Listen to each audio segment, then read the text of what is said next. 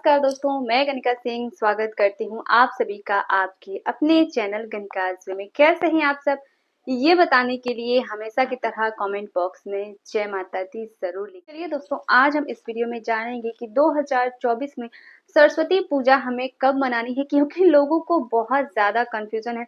कौन कौन से ऐसे कार्य हैं जो इस दिन हमें जरूर करने हैं, कौन सा ऐसा फल है जिस दिन हमें माता को जरूर चढ़ानी है, और बच्चों से इस दिन एक कार्य जो है वो हमें नहीं करवानी, क्योंकि बहुत सारी माताएं हैं ना जो बस बच्चों के पीछे ही पड़ी रहती हैं। तो कुछ ऐसे कार्य मैं बताऊंगी जो आज के दिन पे आपको नहीं करने हैं, खासकर माताओं, सभी माताओं को ध्यान रखनी है, ठीक है। तो चलिए हम वीडियो को ज्यादा लंबा नहीं करते हुए सीधा वीडियो को शुरू करते हैं। उससे पहले दोस्तों एक छोटी सी रिक्वेस्ट है, अगर आप सभी के लिए वीडियो हेल्पफुल होता है तो एक लाइक जरूर करें और इसके साथ ही मेरे चैनल को सब्सक्राइब करके बेल आइकन को प्रेस कर दें, ताकि मेरी आने वाली वीडियो की सभी नए नोटिफिकेशन आप सभी के पास सबसे पहले पहुंचे। ये हम वीडियो को शुरू करते हैं। तो पहले मैं आपको बता दूं, जो कि आप लोगों के सवाल भी है कि दीदी बसंत पंचमी किस दिन हमें मनानी है, 2 फरवरी को या 3 फरवरी को। तो मैं आपको बता दूं कि सरस्वती पूजा बसंत पंचमी के दिन मनाई जाती है, जब पंचमी तिथि रहती है, ठीक है। और इस साल 2024 में पंचमी तिथि प्रारंभ हो रही है 2 फरवरी दिन रविवार को सुबह 9:17 से, और समाप्त हो रही है 3 फरवरी दिन सोमवार को सुबह 6:52 पर। तो ऐसे में पंचमी तिथि पूरे दिन का हमें प्राप्त हो रही है 2 फरवरी दिन रविवार को। तो 2 फरवरी को ही हमें बसंत पंचमी यानी कि सरस्वती पूजा मनानी है।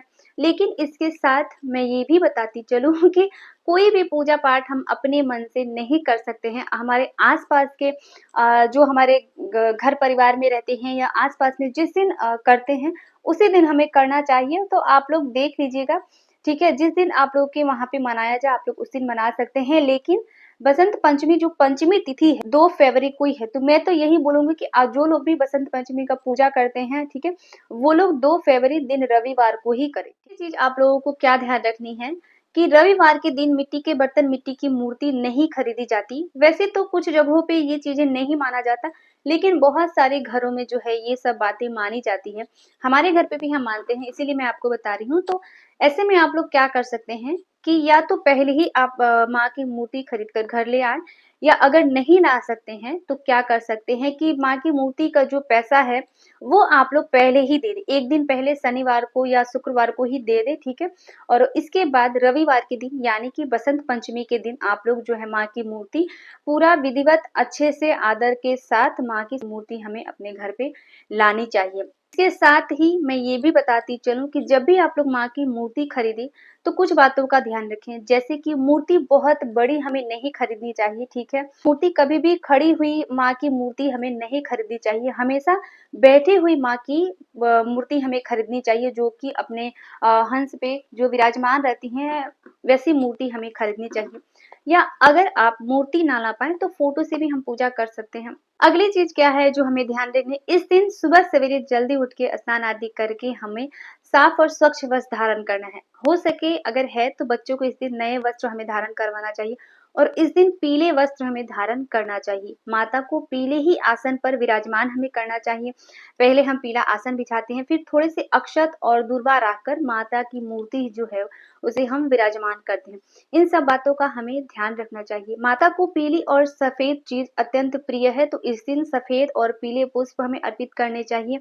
माता को भोग में बहुत सारी मेरी बहनों ने पूछा है कि दीदी इस दिन भोग क्या लगाएं हम, तो देखिए भोग आप लोग कुछ भी लगा सकते हैं। वैसे तो कई घरों में नियम है कि पुआ पकवान बना के चढ़ाया जाता है माता को, ठीक है, मेवा मिठाई और ड्राई फ्रूट जो होते हैं वो सभी चीजें। और इससे माँ को हमें धान जरूर चढ़ानी चाहिए। आम का जो मोजरा होता है, आम का जो फूल निकला होता है, वो भी इस दिन हमें माँ को जरूर चढ़ानी चाहिए। ये सभी चीजें बहुत ही महत्वपूर्ण मानी जाती है सरस्वती पूजा में, तो ये सभी चीजें हमें जरूर चढ़ानी चाहिए। और इस दिन को ना, सरस्वती पूजा को, बसंत पंचमी के दिन को पहली होली भी हम बोलते हैं, तो इस दिन इसीलिए माता के चरणों में हमें गुलाल भी जरूर चढ़ानी चाहिए। फल मैं आपको बता दूं तो फल में हमें जो है ना बेर इस दिन जरूर चढ़ानी चाहिए। जितने भी ऋतु फल आते हैं वो सभी तो हम चढ़ाते ही हैं, लेकिन बेर जो है वो सबसे खास माना जाता है इस दिन पे। तो हमें 2-4 ही सही, 1 ही सही, पर बेर हमें ज़रूर इस दिन पे चढ़ाने चाहिए। तो ये सब चीज़ें हैं, ध्यान रखने वाली बातें हैं, जो कि बच्चे अक्सर भूल जाते हैं। तो घर के जो भी बड़े-बुजुर्ग हैं या माताएँ हैं, जो भी घर पे पापा-मम्मी जो भी हैं, उन सभी लोगों को ये बातें ध्यान रखनी चाहिए। बच्चों से इस दिन पे पूजा हमें ज़रूर करवानी चाहिए। अगली चीज़ क्या है कि बसंत पंचमी को अबूझ मुहूर्त माना जाता है। इस दिन पे कोई भी शुभ कार्य किया जाता है बिना पंडित जी को दिखाए। कार्य जैसे कि बच्चे का अन्नप्राशन हो गया, नामकरण हो गया, कुछ भी मतलब ऐसा है, तो आप लोग इस दिन पे करवा सकते हैं, या और भी कोई अगर शुभ कार्य करना चाहते हैं तो वो भी इस दिन पे करवा सकते हैं, ठीक है?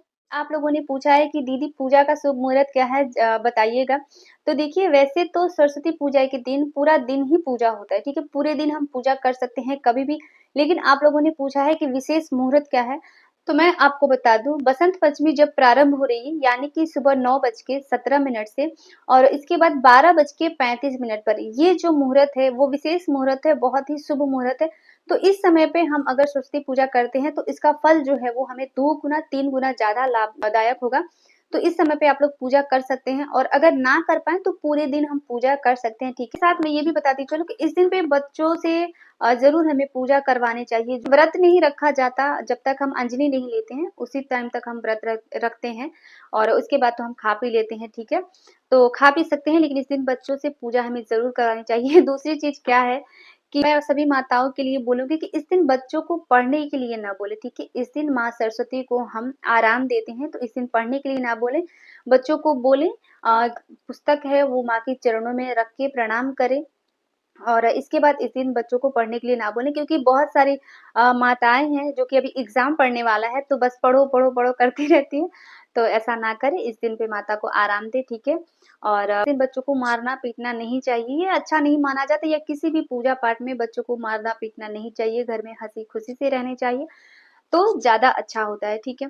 करती हूँ आज का वीडियो आप लोगों के लिए बहुत ही हेल्पफुल होगा। अगर वीडियो आप लोगों के लिए हेल्पफुल होता है, तो एक लाइक ज़रूर करें, और इसके साथ ही मेरे चैनल को सब्सक्राइब करके बेल आइकन को प्रेस कर दें, ताकि मेरी आने वाली वीडियो की सभी नए नोटिफ़िकेशन आप सभी के पास सबसे पहले पहुँचे। तो मिलती हूँ मैं आप सभी से फिर एक नए वीडियो में, तब तक के लिए नमस्कार।